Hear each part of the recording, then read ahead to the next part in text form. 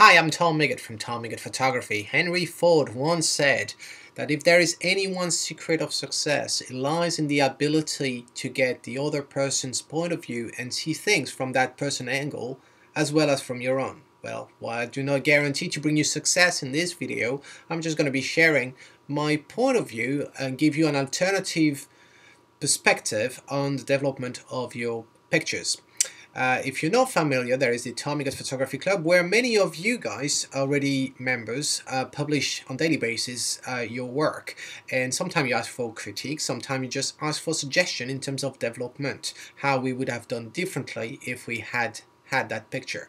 Well, this is the case of Mark Chabrol. Mark Chabrol a few days ago published this image of that lion, and although he didn't ask it for anything, when I looked at it, I just thought that maybe I could actually help Mark getting a little bit inspired by this picture, which might appear to some of them underexposed and overexposed depending on where you look in the picture. So that's how I actually produced this image right here. Well, many of you have actually asked me to do a video explaining on how I did those edits. So let me be clear. What I'm doing is basically I'm taking the liberty to retouch, re-edit your picture, and my only rule is that I have 5 minutes to do that. I don't want to spend more than 5 minutes.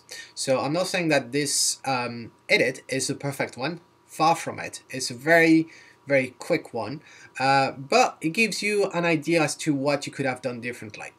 And because Mark has been very productive this week, he also produced this image yesterday, and he doesn't know really what to think about it. And so I said, well, you know, Mark, if you actually send me the original, then I'll give it a twist.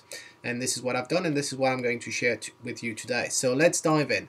I'm in Lightroom, and you can see we have the picture, the initial one, and we have also the lion. So let's start with the lion, and what I'm going to do now is I'm actually going to open that lion in Photoshop. So right click, and this is not a tutorial. This is just showing you how I actually edit. I'm just editing a copy here. So the first thing that I see is clearly there are some highlights that have been burned on the grass here. I've got some grass on the front of the lion that bothers me a bit, and mostly it's the fence at the back. My rule, and I'm not saying this is the rule, but my rule is that when I take pictures of animals in the zoo, and I love doing this, is I try to have as little as possible any proof, any reminder that I actually shot that picture not in the wild nature, that I'm actually in the zoo and the animal is in the cage or a park. And you may remember a video that I've done last year or a couple of years ago on how to make the cage disappear just using your camera. No Photoshop trick, just the camera, the power of the camera. So if you haven't seen that video, just click on the link that appears, and maybe that's going to be insightful. So what we're going to do here, well, let's take care of the fence first. So I'm just using the healing brush quickly, and I'm just going to make that fence disappear. So just going over, you see it's really not a very precise edit. I'm just going very quickly on this, and that's about it. Just waiting for it to render. Here, there's this. What I noticed as well is that we've got some highlights here, so we may want to actually take care of it at the same time. So just like this, and for this we use a different tool. So there's some left on the left side, so here, and that's about it. Maybe this one as well, because there's big highlight on it. Okay, that's it. So time now to actually use the clone tool. So I'm using the clone tool, and what I'm going to do is I'm going to remove that burnt highlight here. So what I'll do is I just clone what I have here. Here we go, and I'll just go on top of it. So that's about it. And I'll try to break the pattern sometime, because when you use the clone tool, if you see, you're bound to have some repetition that are too obvious. So let's try here. That I'll highlight. Good. Let's remove this, and that should be it. Breaking a little bit. Here we go, and that's it. Let's do this on the left side as well. So left side, I'm just going like this. Here we go.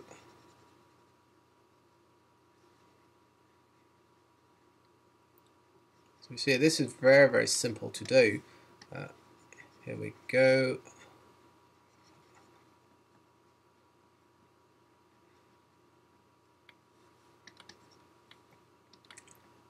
Let's finish at the top, and that's about it. I think it's actually pretty good.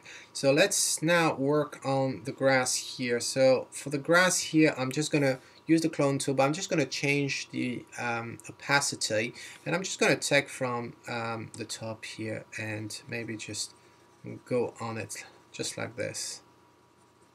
Really, it's just darkening. There's different ways of doing it, but see, I'm just covering up, up, up, and now the healing brush just to remove some of the obvious repetition, just like that. Here we go. I think that's about it for the grass. I'm pretty happy with that. Maybe we can go a little bit closer to let's increase that and go a little bit closer to the lion, and that should be it. So same break pattern. Okay, now let's take care of the grass at the front. So here we go, just removing the stem. Here we go. So it's a great tool. It's definitely the tool that I use the most in Photoshop. You know, whether you actually want to clean a street, a cable, something that bothers you when you took a picture, it's just so easy.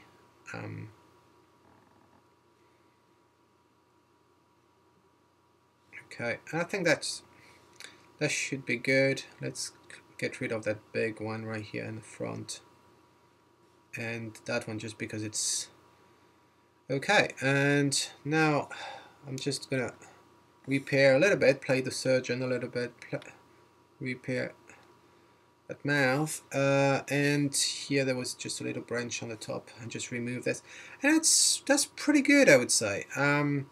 We may want to use just a clone tool a little bit, just to cover some parts where the grass was not so well removed, and I think that's it. So then what I'm going to do is I want to blur the background here a little bit. So to do that, I'm just going to create a fill, duplicate the layer, and go in filter, and going to use the Gaussian Blur. So Gaussian Blur, here we go. You can see, if you don't know what the Gaussian Blur is, just the more you move, the more you will add the blur to it. So I think that's pretty okay. But obviously I'm not interested in blurring the line, so I'm just going to create a mask and revealing it using the paintbrush. So that's it. I'm just applying this, you see at the top here, going on the edges. You should see, start blurring things, and because it blurs things, then it's kind of hiding any obvious pattern due to the clone tool. And same thing on the left side here, trying to go as close as possible to blend with the hair. Okay, that should do it. Maybe even a little bit at the front. That's it. Okay, so now I'm going to merge the two up, flattening the image, creating another duplicate, and I want to sharpen the hair of the lion. So what I'll do is I go to sharpen, unsharp, and you see already the result with 80%. That seems to be doing the trick, so I just leave it. Obviously I'm not interested in sharpening all of it, so same thing as with the blur, just create a mask and gonna reveal on the lion, and you should see already it's popping out of this image. It's fantastic what it's doing. The hair looks more real. It's actually really good.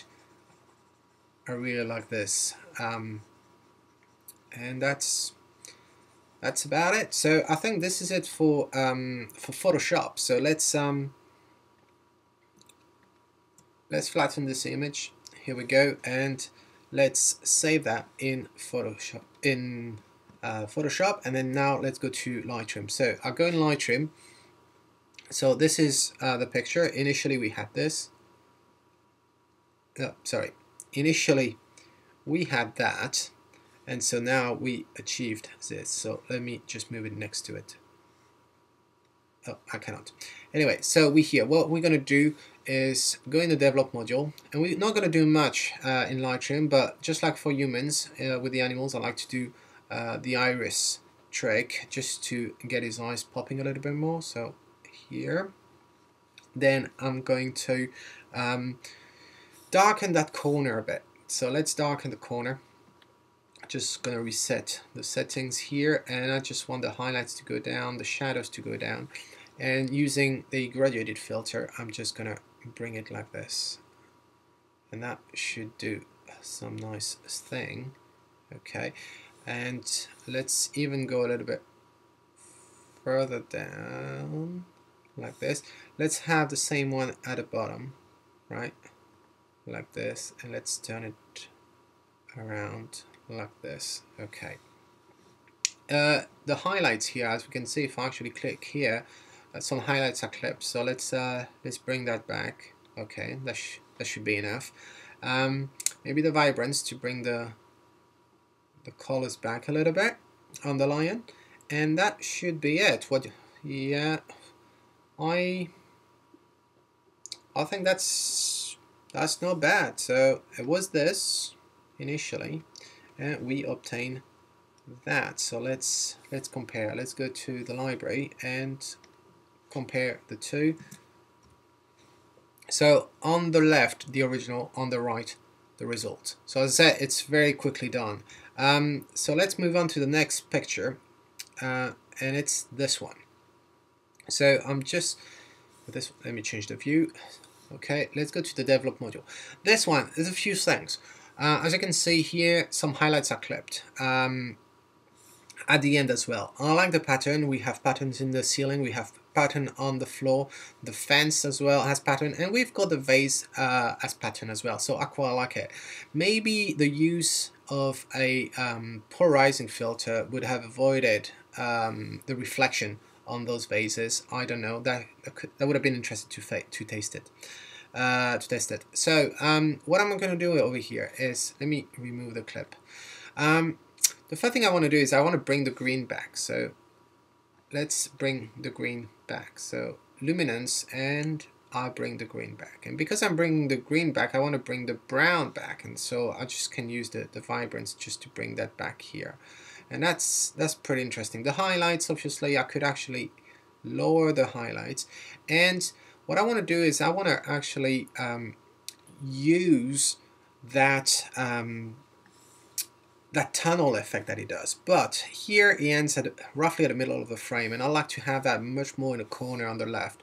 So what I'm going to do first, before I change the crop, is I'm going to add a vignetting, and I'm just going to darken the edges a little bit like so. Do I want a bit more? Yeah, just like that. And so now what I'm going to do is I'm going to the crop tool, and I'm just going to change the angle, and that might appear to be a little bit radical, but you're going to see the result is going to be interesting. So all I want is a little bit of that corner there, and I want the whole vase just like this, and that should do the trick.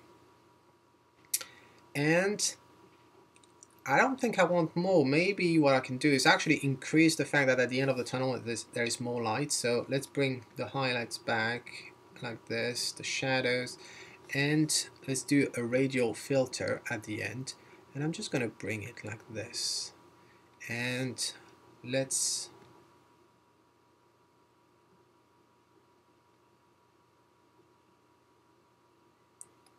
do that. I think that should be